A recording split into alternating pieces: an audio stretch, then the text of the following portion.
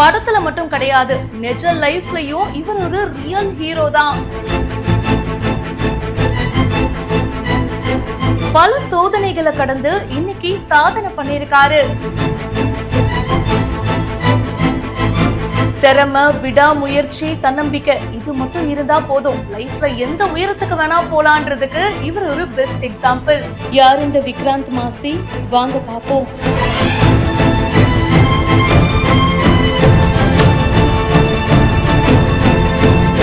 விக்ராந்த் மாசி 1987ல மகாராஷ்டிரால பிறந்திருக்காரு.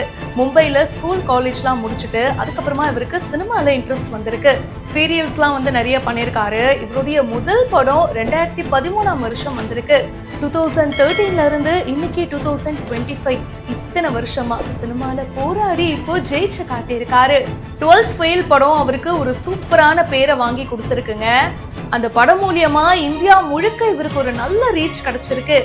அந்த படத்துல எப்படி கஷ்டப்பட்டு போராடி ஜெயிப்பாரோ அதே மாதிரி இவருடைய ரியல் லைஃப்லயும் பாத்தீங்கன்னா கஷ்டப்பட்டு போராடி ஒரு ஹீரோவா ஜெயிச்சிருக்காரு.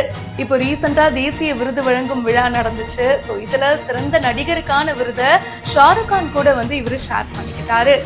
இதை விட ஒரு நடிகருக்கு பெஸ்டான மூமெண்ட் என்ன இருக்க முடியும்? பாலிவுட் இண்டஸ்ட்ரி ரொம்பவே பெருசு, நிறைய காம்படிஷன்ஸும் இருக்கு. சீரியல் எல்லாம் ஆரம்பிச்சு சின்ன சின்ன கேரக்டர் பண்ணி அப்புறமா சில படங்கள்ல நடிக்க ஆரம்பிச்சு இன்னைக்கு ஒரு நடிகனா வின் பண்ணி தேசிய விருது வாங்குற அளவுக்கு உயர்ந்திருக்காரு. இது ஒன்னும் சாதாரணமா ஒரே நாள்ல எல்லாம் நடக்கல. இந்த கனவு நினைவாகிறதுக்கு அவருக்கு பல வருஷங்கள் ஆயிருக்கு. சாமானியர்களும் சினிமால கண்டிப்பா ஜெயிக்க முடியும் அண்ட் சினிமால எப்படியாவது ஒரு இடத்த பிடிக்கணும் அப்படின்ற போராடிட்டு இருக்கிற பல யங்ஸ்டர்ஸ்க்கு இவரு ஒரு பெஸ்ட் எக்ஸாம்பிளாகவும் இன்ஸ்பிரேஷனாகவும் இருப்பாரு. இந்த வீடியோ பத்தின உங்களுடைய கருத்துக்களை கமெண்ட் செக்ஷன்ல சொல்லுங்க. மேலும் பல இன்ட்ரெஸ்டிங்கான விஷயங்களுக்கு இப்பவே பிஹைண்ட் ரூட்ஸை ஃபாலோ பண்ணுங்க.